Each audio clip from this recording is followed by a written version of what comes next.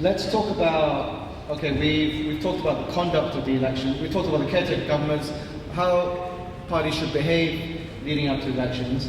Let's start looking at the actual election process now. Let's get into the issue of the voter rolls. Let's then move into what it's going to be like for voters on the day itself. Are there many first-time voters in the audience here?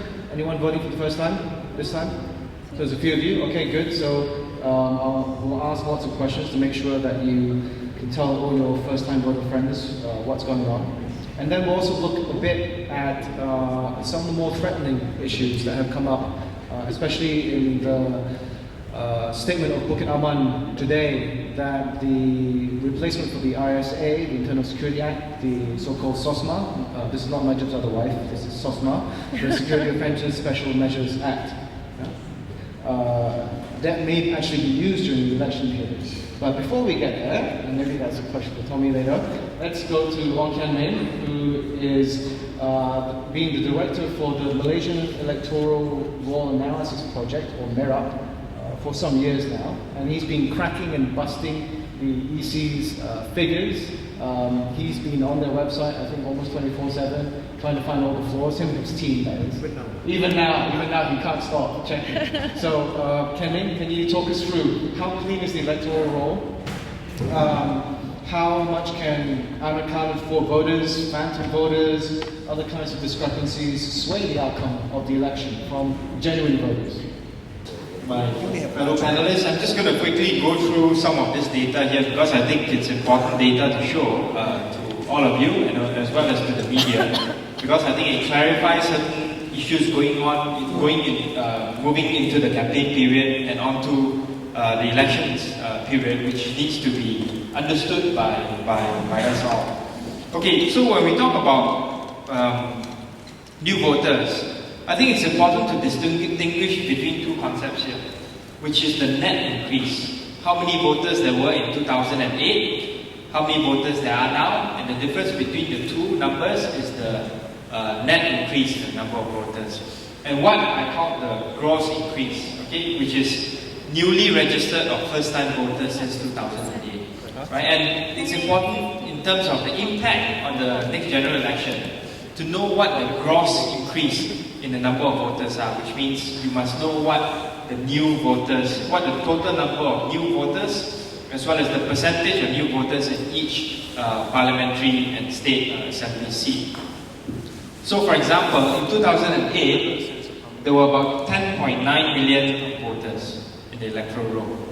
If you look at the electoral roll now, the Q4 2012 electoral roll, it would have increased to 13.3 million, right? So if you just take the difference between the two, I was having a conversation with Tommy just now, you will find that the net increase is actually 2.4 million, right? So generally speaking, if let's say you take the difference between these two numbers, a lot of people in the press would say, look, there are 2.4 million new voters in the electoral roll. That is actually not the case, because every time you have an electoral roll update, not only do you have new people who have newly registered, people who have shifted constituencies, you also have a sizable number of people who have died and who have been taken off the electoral roll because they've lost their citizenship, they've been convicted of bankruptcy, they've gone to prison, right? So what this means is that the first-time voters, or the gross increase in the number of voters, is actually 3.7 million. Right, 3.7 million out of 13.3 million are first-time voters, and they constitute 28% of total voters in 2013. Right, so more than a quarter of all voters are actually first-time voters. They are not the voters, for example, who would have been used to voting or understanding politics in the 60s and the 70s and the 80s, where the BN was very dominant. Right, and if let's say these voters, a majority of them can swing their votes or vote for Pakatan Rakyat, the way to Putrajaya for Pakatan Rakyat is actually very, very good. But that is a big if, which we still need to determine. Right? So in terms of the gross increase of voters, that means first-time voters, this is a chart that I've done up. Selangor actually has the highest. Okay, Selangor has 660,000 new voters, first-time voters. Okay, about slightly over 2 million total voters, followed by Johor, about 450,000, Perak, 370,000, going down all the way to Perlis. Okay, so I've done this slightly different format. Johor, you can't really see it here, but it's Johor, Selangor, Johor, Perak. Right, so Selangor is about 2.05 million voters, followed by Johor, 1.6 million, Perak 1.4 million, Sabah 1.01, and then Sarawak 1.09, and so on and so forth. Right? So just to show you the top seats in terms of the number of new voters, newly registered voters since 2008.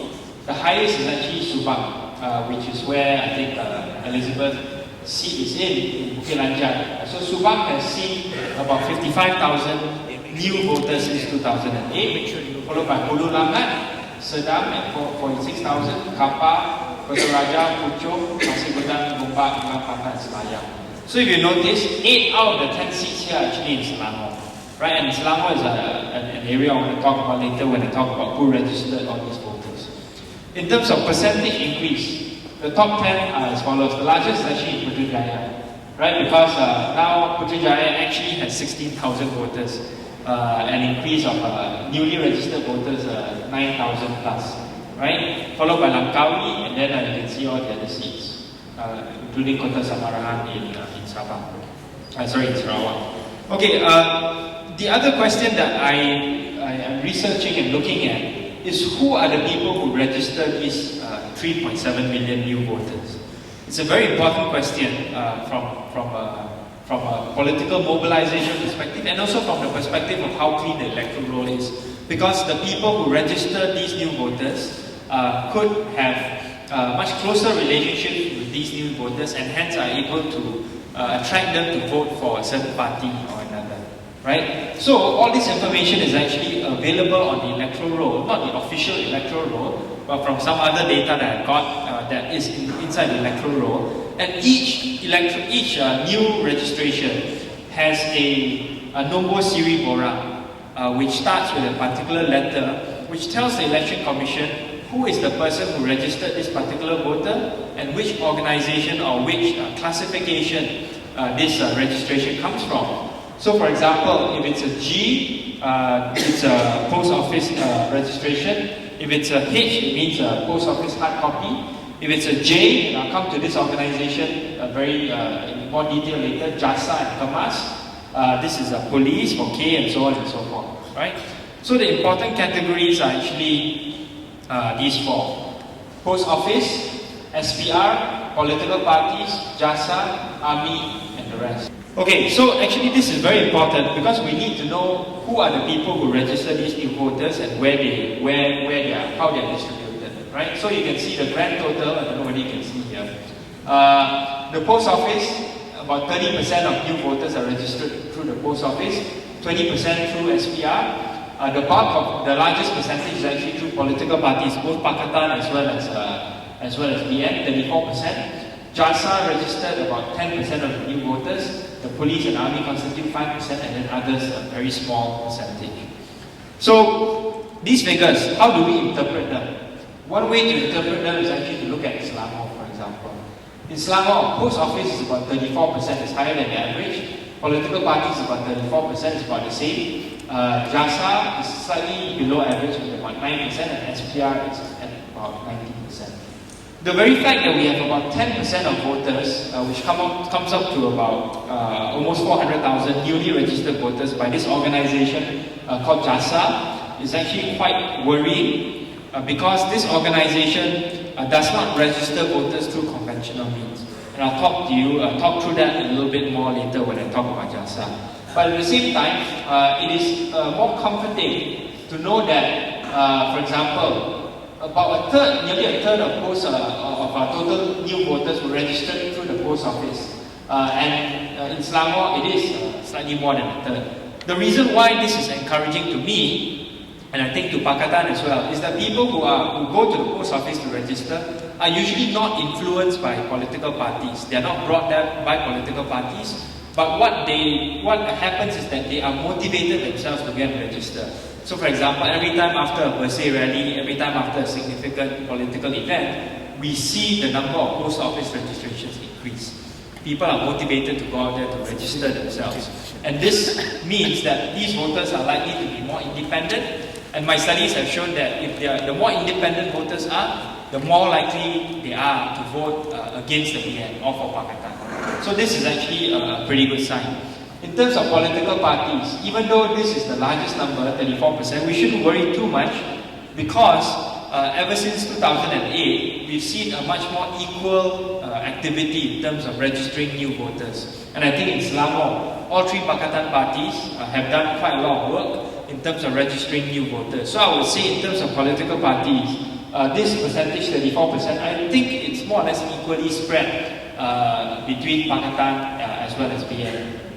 In terms of SPR registration, these are people who go to SPR or are registered by SPR through their mobile units. I would say on the whole, this exercise is relatively transparent, except in the cases of mobile SPR units where they can be influenced to go to certain areas. For example, I found a lot of Orang Asli registrations in certain areas by SPR, and this could be used perhaps to the advantage of the BN. Right? But on the whole, I would say SPR registration is not that politically motivated. Right? So if you add up these three main components, political parties, SPR, and post office, they will come up to about 70% of total new registrations. And I would say that on the whole, these voters are likely to be neutral, or perhaps in certain categories like those who registered at the post office, slightly more pro-Pakatan.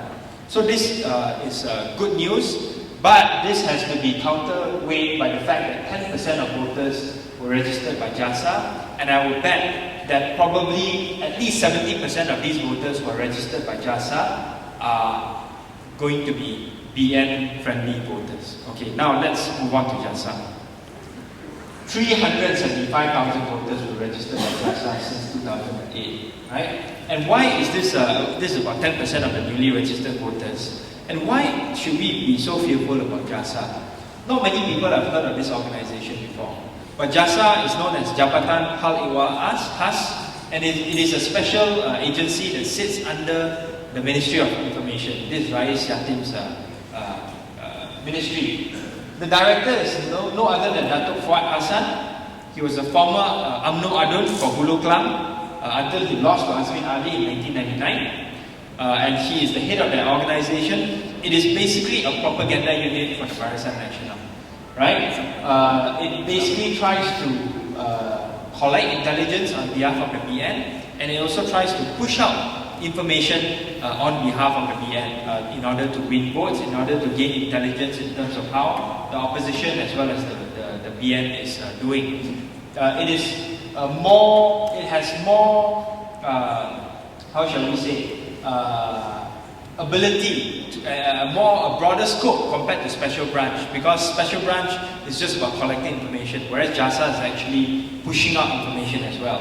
And one of the things that is not listed in this website, but it does, JASA does together with KEMAS, another agency that's under the Ministry of Rural Development, is to register unregistered voters.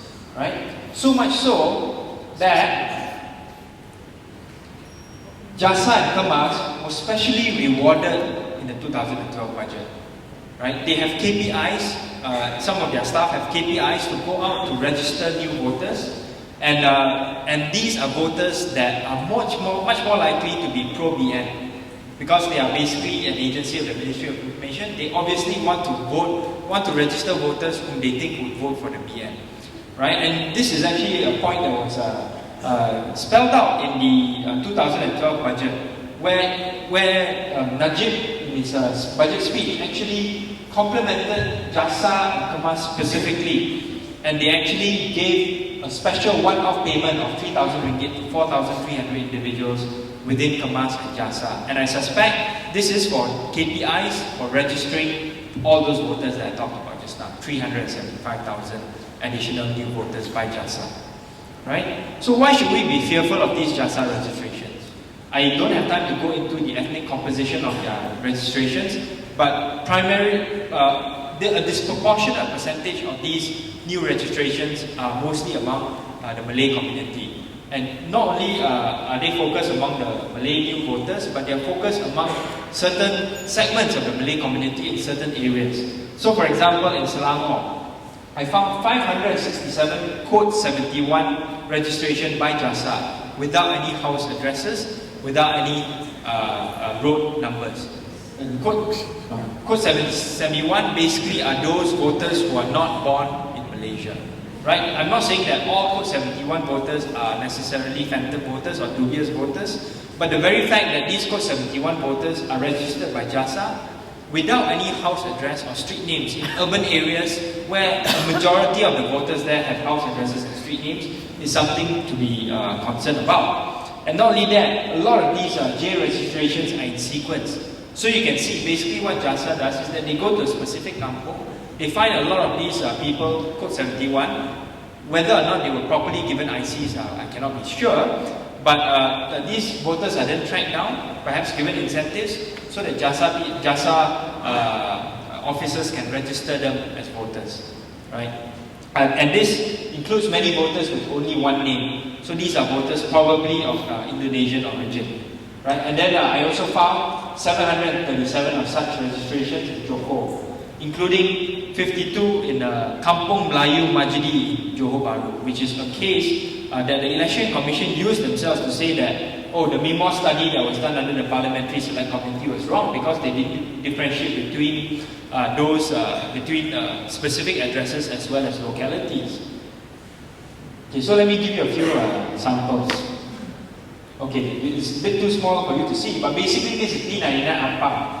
No address, Code 71 voters. You can see all these are in Jalan 1 to 6, Lepas Jaya in Ampang, but they don't have any house numbers, which means if let's say you wanted to track them down, if you wanted to object, if you wanted to reach out to these voters, you basically cannot, because you don't know where they are. There's no house number and this locality is spread out across 6 roads.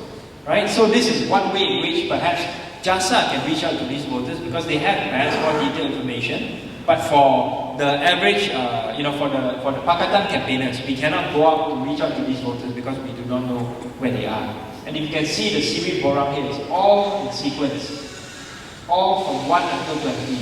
So basically, JASA went out to register these voters specifically for the purposes of probably winning votes for the Barisan Nasional. Right, so this is in different areas in Ampang as well as Gombak. You can see all one name voters. One name voters, all of them do not have house addresses, all of them do not have street names associated with their registrations. This is the sample from Kampung Melayu Majidi in Johor Bahru, where all the non-Code 71 voters, which are, these are all Code 71 voters, the non-Code 71 voters that I didn't show here, all of them have street names, all of them have nombor rumah. Except for these Code 71 voters, there's no nombor rumah. Right, they are all registered by JASA, you can see. Nombor siri borang starts with J. Okay, so what can we do? What can we do in terms of Pakatan Rakyat and also those people who are interested in these, in wanting to ensure that the next general election is clean and fair, including Bersih? We can urge genuine voters to turn out to vote. That's why I think what Bersih is doing in terms of urging proper and genuine voters to come out to vote to counteract the effects of these phantom voters, these voters who are registered by JASA is very important. The second thing that we can do, and in fact I've set up a small team under MERA, is to highlight the areas with a large number of potentially dubious voters. And once we've done our analysis, once we've done our calculations, because it's not just all these JASA voters that are suspicious, there are also other categories that I found, things like women, voters with male names but registered as women, voters with women named but registered as males. About 25 problems that I found under my MERA project that I'm going to use to identify all these potentially dubious voters. And once we highlighted the areas with a large number of these voters, we will give these lists to polling agents in Pakatan, as well as to other parties such as Bersih, who want to use this information to try to catch some of these phantom voters. So it is something that's worrying, the number of potentially dubious voters among the newly registered voters. But at the same time, I think we should also be encouraged by the fact that many young voters, many new voters have registered, especially through the post office and through the SPR as well. And what we need to do is we need to encourage all of them to turn out to vote. And I think if we encourage all of them to turn out to vote, a majority of these genuine voters would vote for change in Malaysia and vote for Pakatan. Thank you. Thank you. Oh, can you hear the mic? Do you have a sense of what the percentage is of suspect voters in the entire world, entire national voter roll? If you were to look at pre-2008 registration, that means that if those that were registered before the 2008 general election, I think numerous problems and whatnot would probably be as many as 20% of the electoral roll. I don't have a fixed number because the electoral roll keeps changing. Right, so these will include people who have been registered by political parties, more so the BN who are compared to Pakatan, who in areas where they don't even live in. They have nothing, they have no relationship with the area. The only relationship they have is with the adher or the MP or the formerly elected adher or MP. Right, so there are a lot of such kinds of dubious voters that we need to look out for in the next general election. So, and earlier you presented the net increase in new voters this time is about 22% as well. So it almost 28%. So it nearly it's about 2/3 of that amount now. Yeah. So the dubious voters versus the actual new roll voters. Yeah. So actually, what we can't really do anything about what the dubious voters that were previously registered. But what we can do is among the newly registered voters, the 28%, I think would. 80% of whom I think are genuine voters, at least 80%, we can ask them to come out to vote, and I'm quite sure that the majority of them would actually support Pakatan, would actually vote against the BN. And you've brought all these matters up in front of the Election Commission, the EC, for several years now. So what's your assessment of their response to these kind of complaints? I think the EC has tried to address some of these problems, but a lot of them have not been satisfactorily resolved. The most worrying response that the EC has to me in terms of all these problems that I've highlighted is that, okay, ini adalah tanggungjawab Jabatan Pendaftaran Negara or the National Registration Department. We cannot ask them to do anything about all these people who have been registered using their ICs with incomplete addresses, because this is the prerogative of the JPN and not the Election Commission.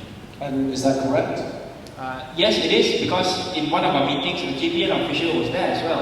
And I asked him, how is it that you allow these people to register an address that's not complete? It's just a name, kampung something or rather, even though this place is in the middle of an urban city like Johor Bahru.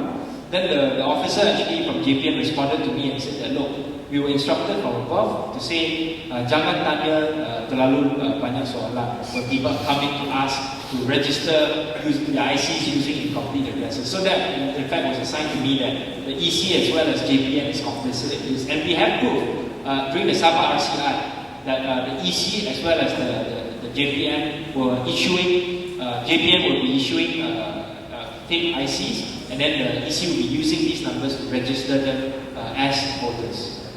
Okay. So when it comes to actually exercising your right to vote, and there's several first-time voters amongst the audience here, how should people prepare for the election, especially for the first-time voters? How should they arm themselves in understanding how do they actually get out there and go to vote? Where do you find out where you vote? What on earth is a sabaran? How do you get your way to one? Who's going to be the best guide for the first-time voter this time around, if they matter so much? Kami or Ben? Okay. I'll repeat it. For the first-time voter, right? Who's the first-time voter? This is their first election. What's the best way to navigate the election system? Because there's a whole bunch of specialized terminology about voting. The saluran, where you actually vote. When you get there, how do you do it, and so forth. So, what's the best way for a new voter to navigate? Thank you. Good evening, everybody. So finally, I thought that you guys forgot. I'm sitting here at the corner. No, yeah, for first-time voters, Yes, 28% of them, will probably be making their voices heard, and I think they are the ones that will shape the future of this country. Because for people who are doing surveys, like me, I think they represent the wild card.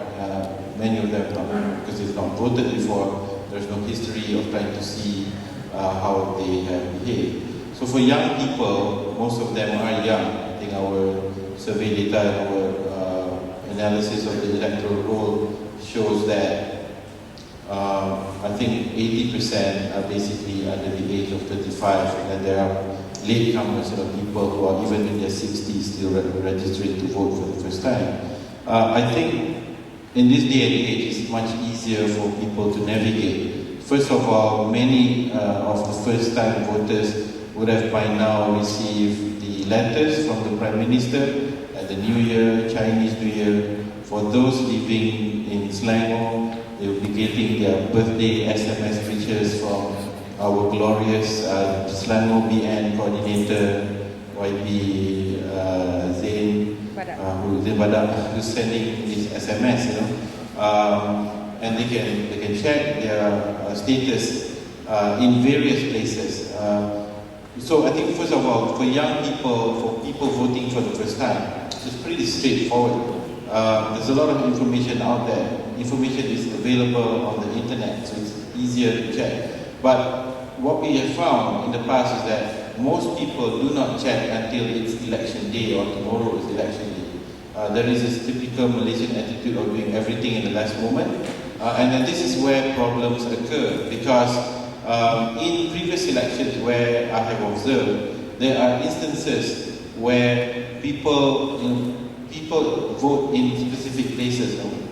Family members that have voted before typically will say, "Oh, we vote in the school at the other side of the jalan in this taman," but suddenly, things have changed, and this is where I think people need to be aware, because there are changes in the within the polling districts and the localities, and some localities have been merged, as what Chen Ming has shown just now. Some localities have been merged, some polling districts have been merged or split up, some due to real reasons, because there's changes in the demographics. In my place in Bukit Antarabangsa, for example, in the last 5 years, there has been tremendous growth of housing development, so new polling districts were created, and likely this is going to affect where people vote.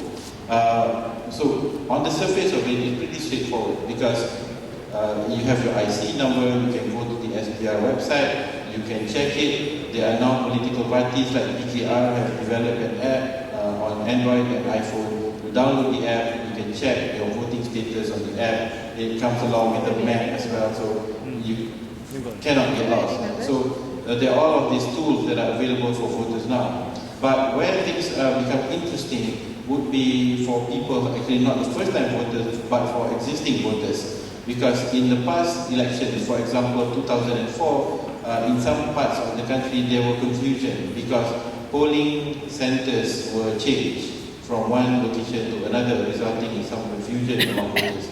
So that in some sense is where we are now. It's relatively easy because political parties are actively engaging voters and pushing them out to vote. Okay, thanks, Ben. And the other interesting, well, I guess more recent flowering that we're having on election day is the emergence of a lot of different kinds of monitoring initiatives, and you're involved in one. We've got NGO monitors who've been officially appointed by the Election Commission, of which Merdeka Center is one. We also have BERSE. They've established a monitoring of Mantau program. And then the third category is what's variously known as the polling agent, the counting agent, the barring agent, or just easier to say, the pancaban. So Ben, could you say something about your official monitoring role? Yeah, I think in this election, we have an unprecedented level of on the part of citizens to engage and take part, more than just voters, but to actually observe how things are going. I think BERSE has been in the forefront from early stages, even before 2008 and 2007. You have the first rally and so on, we have, I would say, the spark that created awareness about how elections are conducted.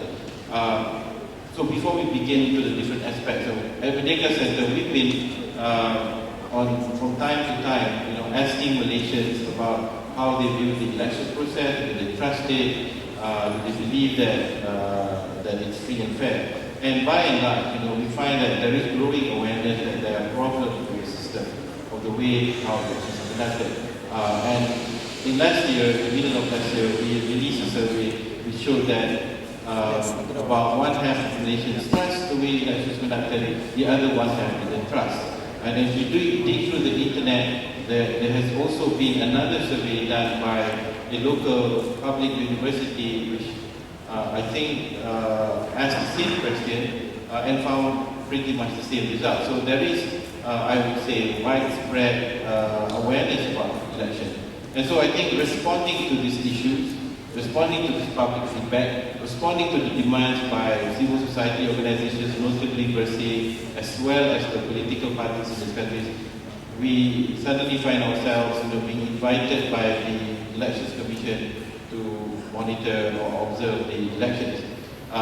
In addition to that, there are other groups that wanted to be accredited but did not receive accreditation, and so they have coalesced, they have formed another coalition, another group called Pemantau, led by Bersih, Mafrel, Malaysia for Free Election, Formas, and many other organizations in the country. So as things currently stand, the accredited observers by the Election Commission comprise of, I think, 6 groups in Peninsular Malaysia. So it's IDEAS, Center for Public Policy Studies, CPS, the Malaysian I think Association for the Disabled, they are monitoring several seats on behalf of the disabled community. There is also Malaysian Youth Council, Majlis Belia Malaysia, an umbrella organization comprising many youth organizations, and then Merdeka Center. So I think collectively in Peninsular Malaysia there is about 1,000 of accredited observers. Merdeka has slightly over 200 accredited observers. IDEAS have about 340, Majlis Belia has about 400, and the rest have smaller amounts. So that's where I think currently stand. But on the other side, those who are not accredited, they are about, I think, currently 2,000 plus and growing. So I think the target is to achieve 5,000 by the end of this month. So we are at the stage where finally there is, I would say, a very structured, systematic effort to monitor the election that tries to follow globally accepted principles. And this is where there is a difference. The accredited groups and the non-accredited groups are pretty much doing the same thing. The only difference is that the accreditation allows the observer to enter the polling center, but not the polling station, which is the center is the school, the station is the saluran or the classroom, the ballot box where the votes are cast. So the accredited observer is not allowed to enter the room, but can observe outside, and we're told that they can observe counting, the nomination process and others. There are some restrictions, such as not being able to speak to the media. That terms and conditions have already been issued by the SPR, it's already been advertised. So it's where things currently are. But despite some of these constraints, the accredited groups are working towards ensuring that it's done professionally. And to achieve this, recruitment has been done. We've completed recruitment, we've completed training, and by next week we are rolling out our smartphone app, which will allow people to document these issues, take photos, put up the descriptions and upload it. We believe that Pemantau will also be deploying a similar system, and that system will be open to any citizen to file reports. So for citizens who want to make complaints, they can also use a similar type of app to achieve the same thing. So I think in this particular election, it's not just concerned citizens who are signing up to become observers by anyone who witness something wrong. If, let's say, a government truck is used to ferry political banners or something like that, you can snap the photo, you can document it. It becomes part of the documentation of this election. By and large, I think there is a kind of misunderstanding still in terms of what observers are supposed to do.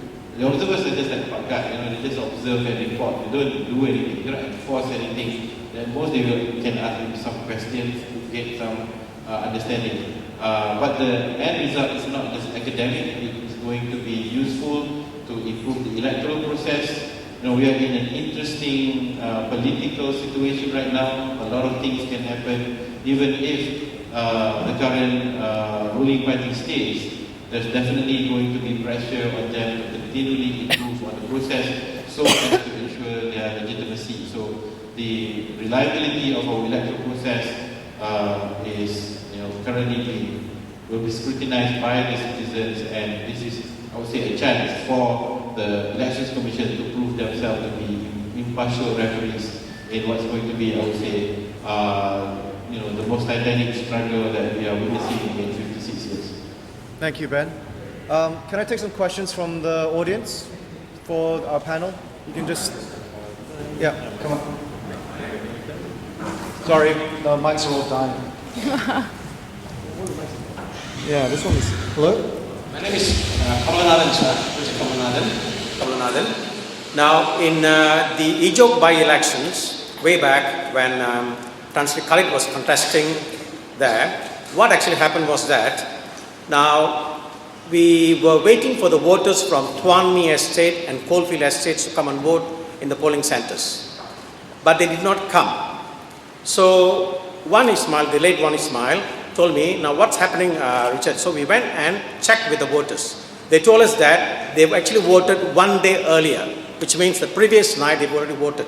So my question is that, can the Election Commission, without unilaterally, actually conduct such voting without the others there, which means the participation of the parties?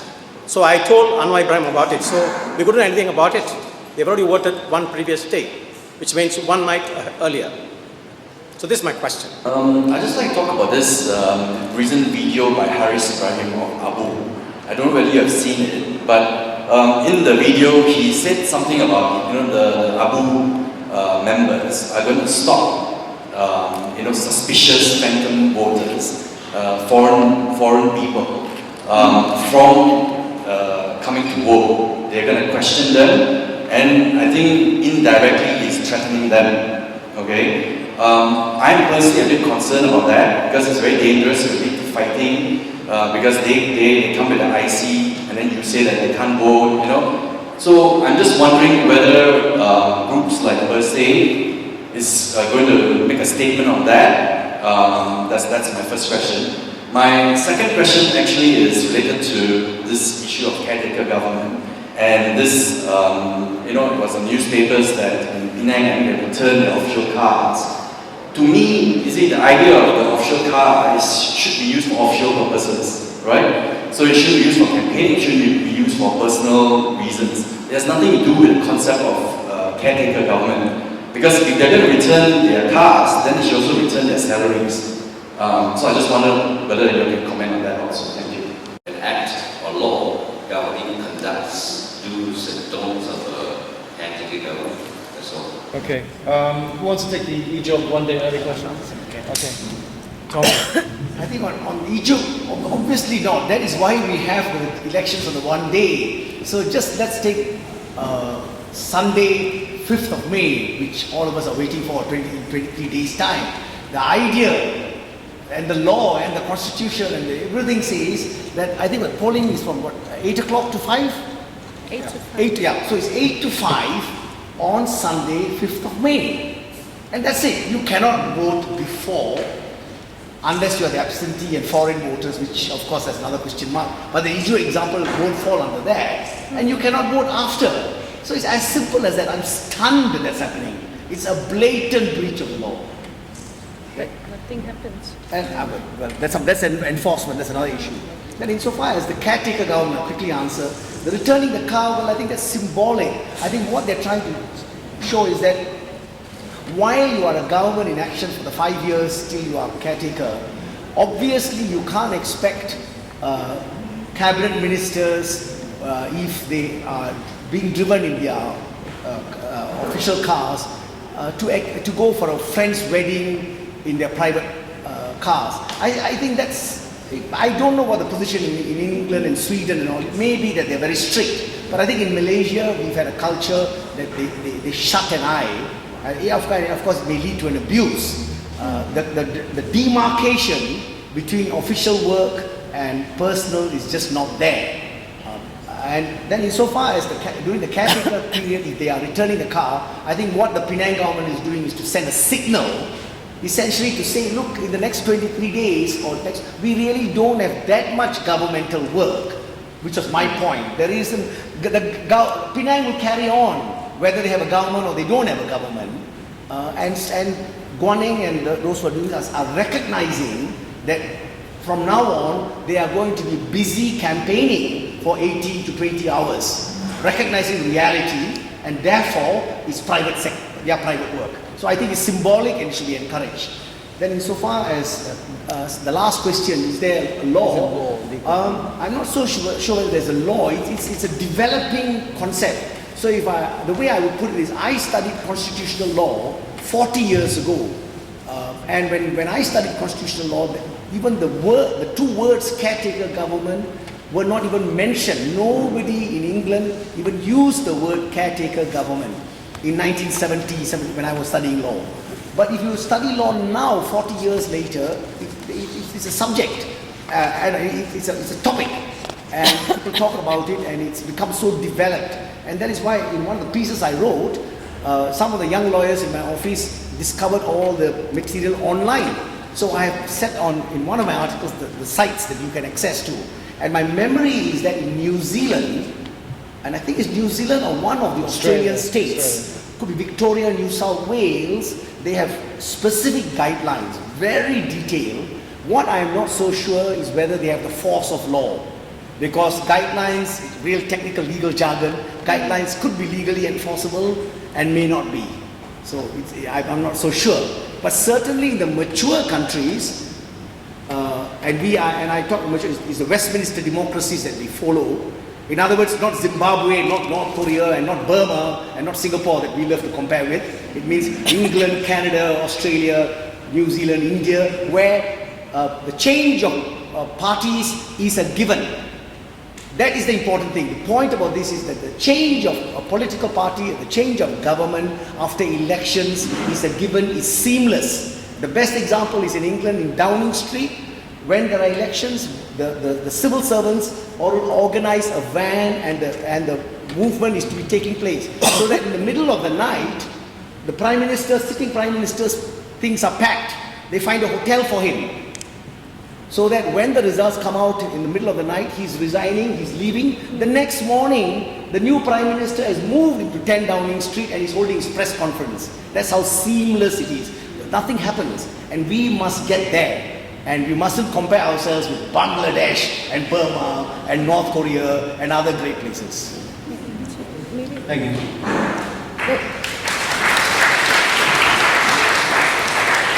In Selangor, and I am going to assume that this is also in most of the state constitutions, or in Malay it's called Undang-Undang Tubuh Negeri.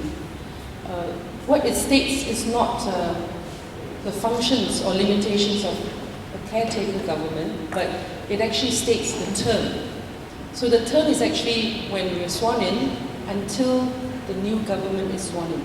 So actually we carry on until the new government is sworn in. But by convention, if, like in 2008 when BN lost, so immediately they left office. But according to the constitution, we can actually hold office until the first sitting of the State Assembly, but usually by convention it doesn't happen. So there are, whether, of course, we can debate with Tommy and the rest, is it useful to have a caretaker government and so forth? I mean, governments, of course, I would have to argue yes. I mean, there are certain things that perhaps we have to be prepared for, but that's just on the worst case scenario. I mean, things are just moving on without us, which I don't know whether that's good or bad, but it's quite interesting to see that things are moving on. There is one instance which is quite interesting, which actually in our circular and also our discussions, and I assume that also in your research tell me is that there is a function of the caretaker government in the event of a hung parliament. So we actually went through it quite extensively. So for example, I don't think it will happen in Selangor or in Malaysia, but in the event that happens, so the caretaker government continues the function until perhaps a minority government is formed, or they work out something eventually after 3 months, 6 months. Perhaps that's what you meant when you talked about Italy, always changing, taking a very long time to form government. But usually in Malaysia it's very fast. It should not take weeks, because we just have to see who commands the confidence of the House, whether it's Parliament or State Assembly. So technically it should be very straightforward. Can I, sorry, That's the other question. if you don't mind, I just want to answer that. I think from the political party's point of view, we don't want any violence happening outside polling centers, because when that happens, it actually deters people from coming out. For example, if you get news, SMS, or there's something happening here, so people may not want to come and vote, and we want people to come out and vote, just like what Ken Ying said. The more people come out to vote, the better our chances to overcome possible phantom voters, things like that. So that's our position. We don't want fighting. We don't want anyone to be threatening anyone. And in any case, how would you identify that? Because now with all we call it pondok panas. Call it in English? Pondok panas. Last time we were allowed to put right outside the gates, a center, a little tent where people can come and check. Now it's 50 meters, am I right? 100 meters. Good grief. We'll be at the next highway. It's that far away. So it's ridiculous. So the first point of contact most likely will be inside the school, the barong agent. So I don't see how anyone could stop anyone if they wanted to.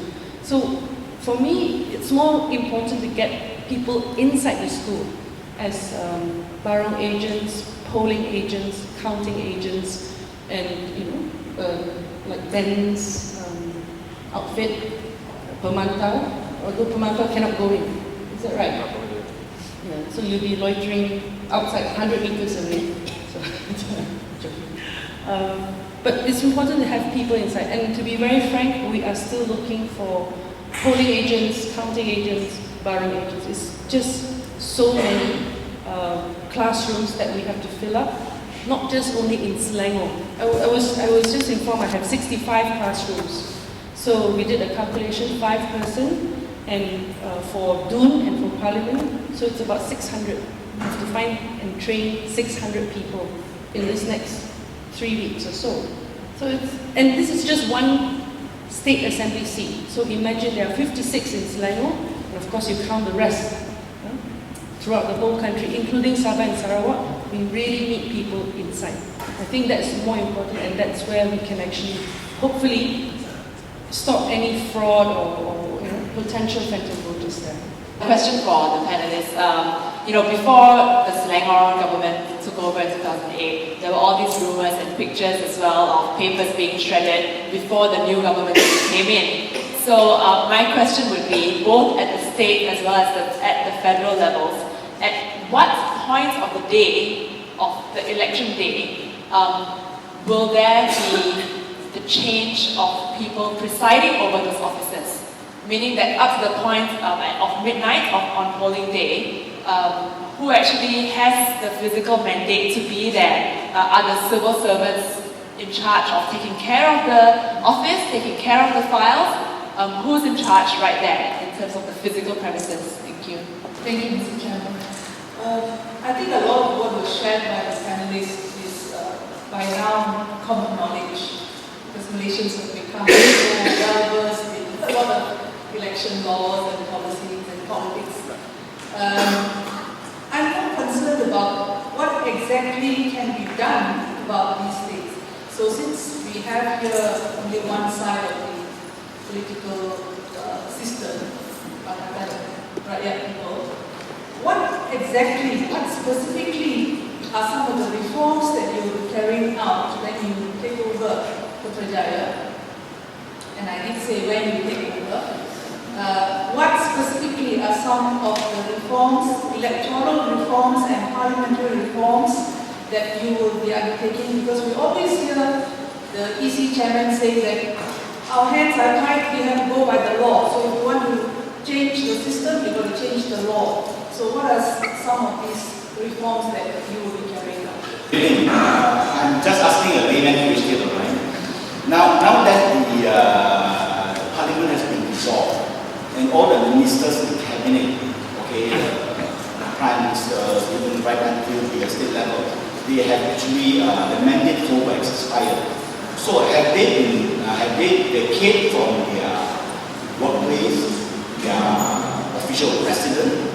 I mean, it's just a layman question. Just like or are they still, or has Najib packed his bag and leave the official residence? Thank you. So, who wants to answer the question about when is that minute, that second when things change hands? Can I? Yeah? Can I? No, but You want? yeah, can I? Yeah, actually, that introduces me to what Elizabeth said just now, and I have a slight difference of opinion. I think that, if I answer Trish's question straight away, the transfer of power works depends on when the swearing in is. You have to do it backwards. And essentially, the swearing in, whether it's by the Prime Minister, of the Prime Minister, by the King, and the 12 states, because Sarawak is out, Sarawak doesn't look. The 12 states are by the Malay rulers or the governor, as the case may be. And it perhaps has the same format.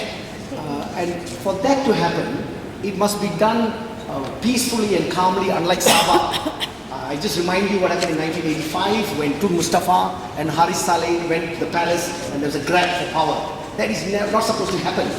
So I hope that all these 13 governments, because there will be 13 governments, 1 federal and 12 states, 13 governments on both sides, the winners and the losers, will behave in a civilized fashion, and the constitution requires the king, the palace, to invite.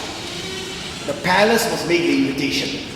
You're not supposed to go there and park yourself and knock on the door and all that, like Sabah happened. It was a shameful incident. It's a reported judgment. So the palace must make the invitation. And when does the invitation come? Because you would expect the palace and their own advisors to be monitoring. They are living in Malaysia and they are following it as closely as we are.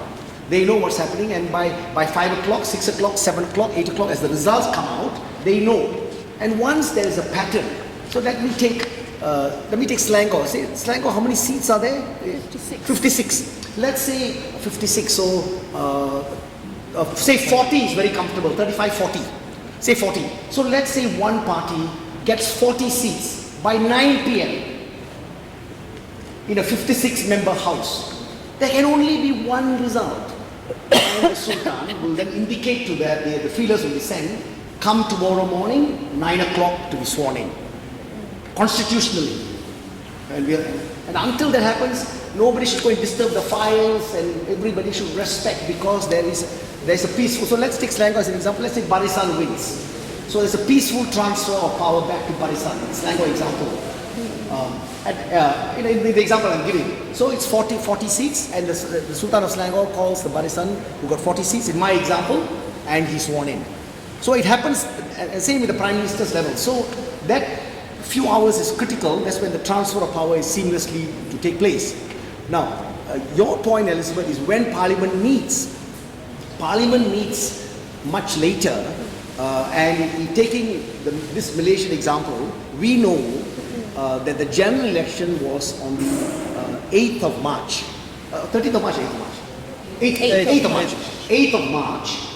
And Parliament only sat on the 28th of April. Which was like 7 weeks. 7 weeks, which is actually too long. The spirit of it is supposed to be 2-3 weeks. Yes. But there's always a time gap. So you cannot have a new Prime Minister not being sworn in after an election result. So let me take the federal example. Let's say Anwar Ibrahim gets 130 seats out of 222. So 130 seats means the other side has got 92 seats, isn't it? 130 plus 92, 222. in that imaginary example, and that result is known by, say, 10 o'clock at night. Because they start counting about 6. They start counting by about 6. By 5. Yeah, exactly. By 10 o'clock they count. And the whole country knows, Al Jazeera, BBC, everybody announces the seats. 130 for Anwar Ibrahim, 92 for Najib Razak. Then there is only one person the king is going to call. Only one person constitutionally. But the phone call must still come from the palace, because that is constitution.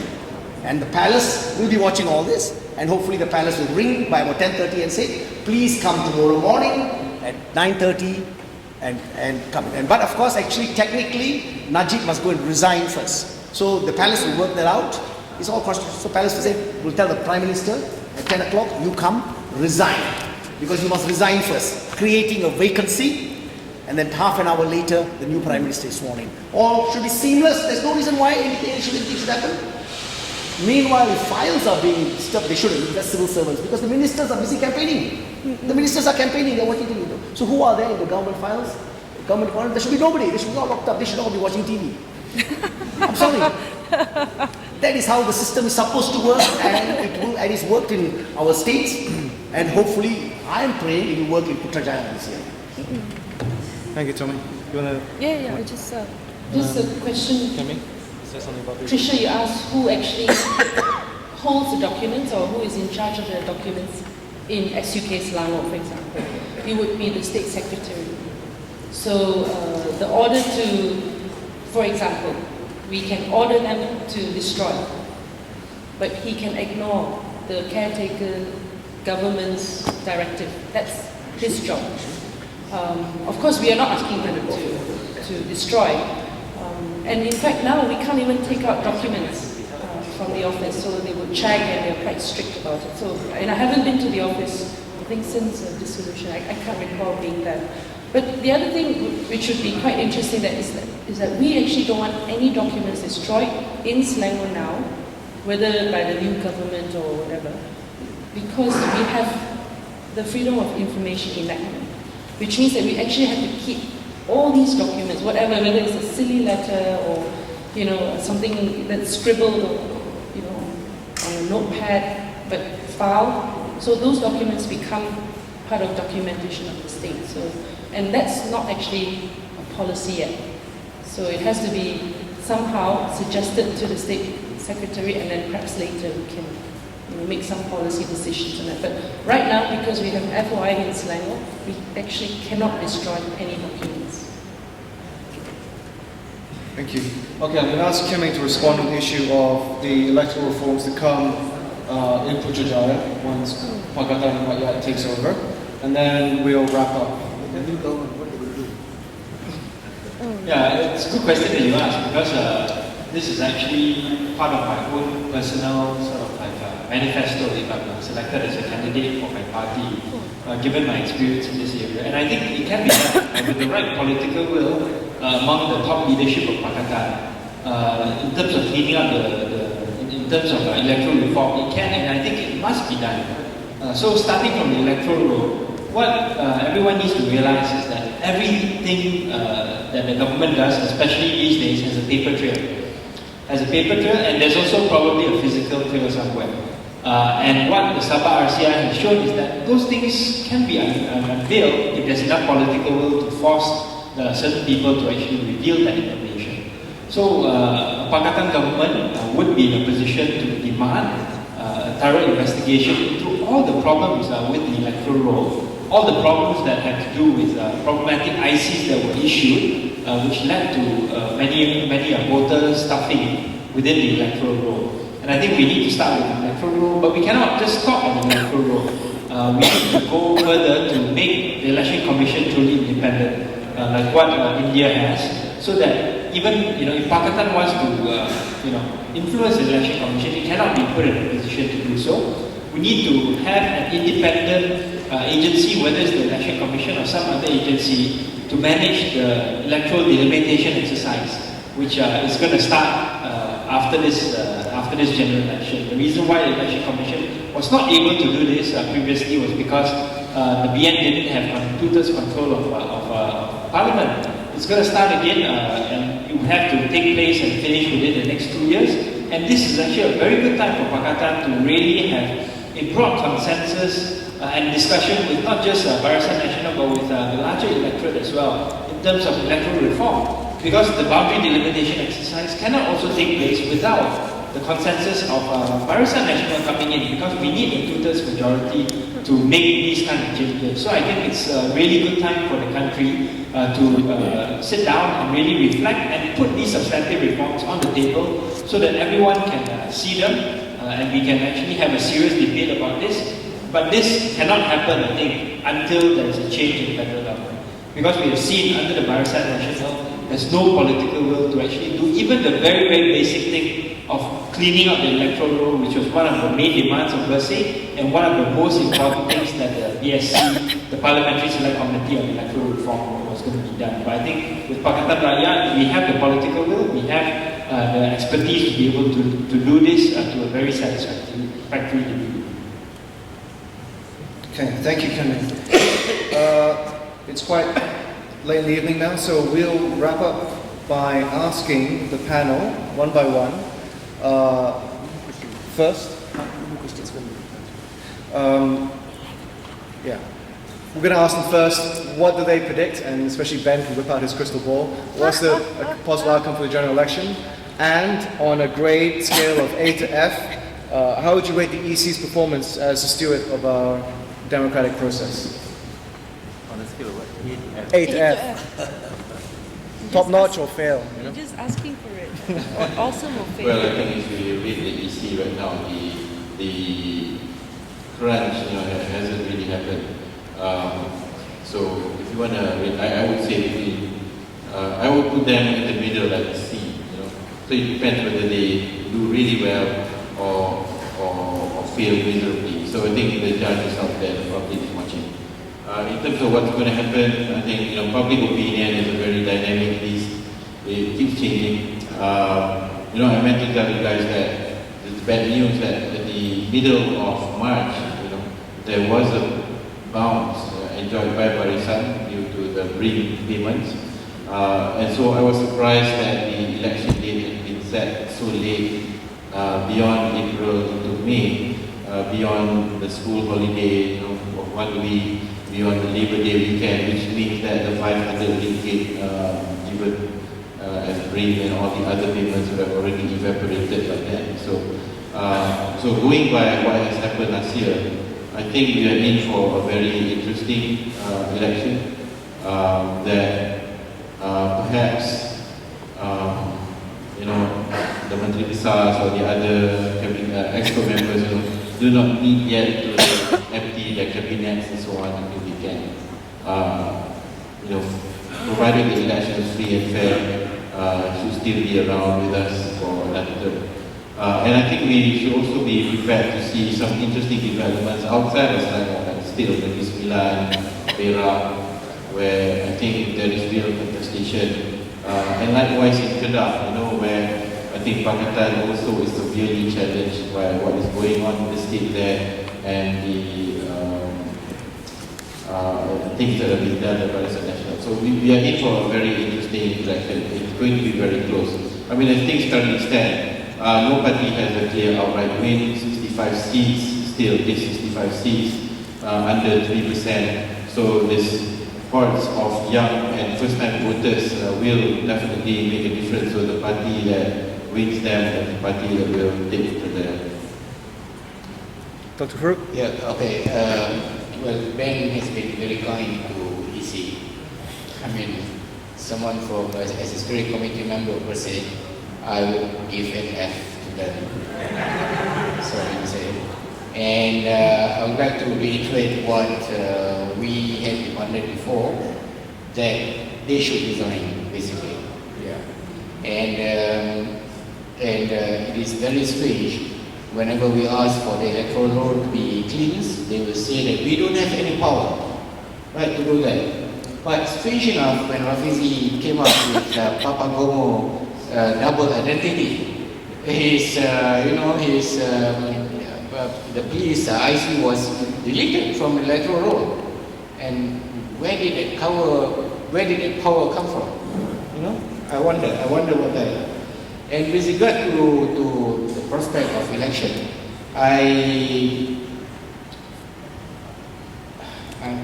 think I'm just like Ben. It's still 50-50, and I've always said that the last 1 week before the election will actually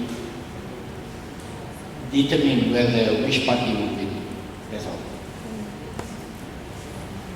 I would also rate it F,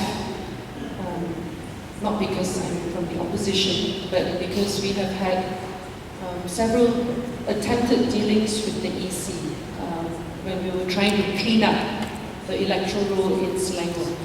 We actually ran quite a long project last year to physically go to each and every house, apartment, condo, whatever, of each new voter. So it was a massive mobilization. We managed to identify most of them, but there's about 150,000 which could not be found. Either the addresses were not there, or when we asked, nobody had heard of them before. So when we tried to engage the EC, that they were not interested. In fact, they said, that, why are we doing this kind of thing? They say it's their job. But when Bersi asks them, they say, yeah, it's not our job. So, and I think we've seen through all their charades, so I don't think much of them. How would we fare? I have my president sitting here. I don't know. I actually think that we'll do very well. Betul. Because this is a campaign where it is for BN to lose, and it is for Pakatan to win. And the way they are running the campaign now, I've never seen BN so defensive. I've never seen them start campaigns from BN Youth. Yesterday was MCA Selangor on a negative note. Normally they'll be trumpeting how great they are and what tall buildings they build and infrastructure. No, they're starting everything on a negative campaign. And once your opponent starts on negative, you know that you have won. But to have the perfect storm, you must have all the elements, all the stars must be aligned. Meaning the people must come out to vote. The people, the rest, if you're not a political party worker, you can contribute by ferrying voters to the polling station. You can contribute by being an observer, polling agent, counting agent, barrel agent, contributing to, of course, Pakatan Rakyat, because BN has so much money you cannot imagine. We have absolutely no money. It's really broke. And that's where the perfect storm happens, and that's when on 6th of May, you don't have to wait for the next parliamentary session. I'm very sure you'll see a new Prime Minister. Thank you.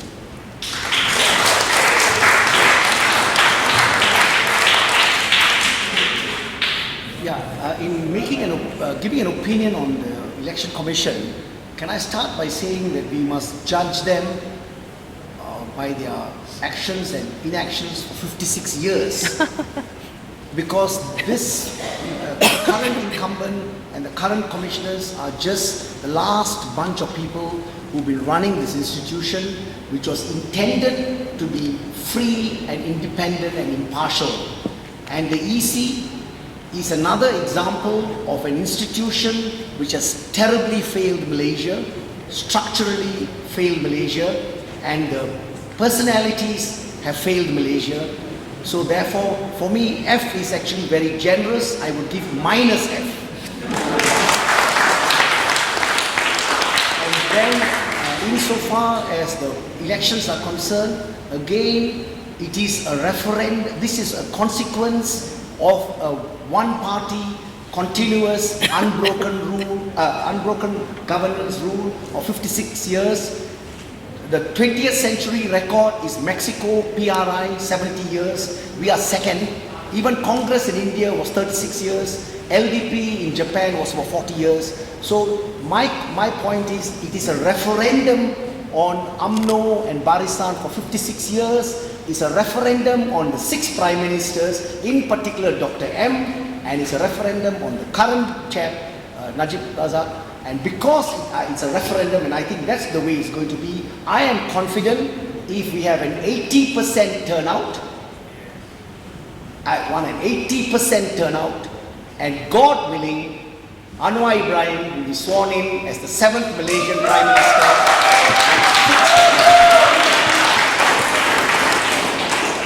I think the easy question for me is really easy to answer. I think, yes, I think F would be probably pretty generous to them, given the fact that I've had many encounters with them, I'm probably one of their most favorite people within Pakatan in terms of trying to wipe them. In terms of the next general election outcome, I'm cautiously optimistic. I'm cautiously optimistic because I've seen the energy, the excitement and the passion of many people, especially young and first-time voters. And I think they are the kingmakers of this general election. And I think with the help of these first-time voters and by the grace of God, we would be able to eke through a bare majority.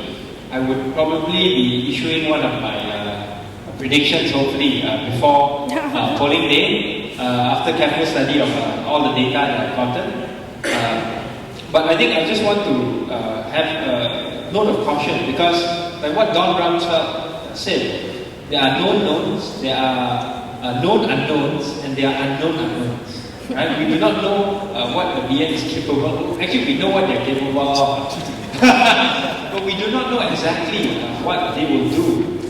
For example, they may suddenly find that they are under tremendous pressure and decide to register a record number of civil servants as postal voters and shift them to marginal seats. This is something that we've been anticipating and we're looking out for. But there are a lot of other strategies that they can do that we may not even anticipate. Right? So this is something that we all need to look out for. We need to be vigilant. And again, like I said, by God's grace, hopefully we will see this to be the watershed elections whereby we'll end the longest standing ruling coalition in the world at this point in time. And send shockwaves through the rest of the region in terms of democracy.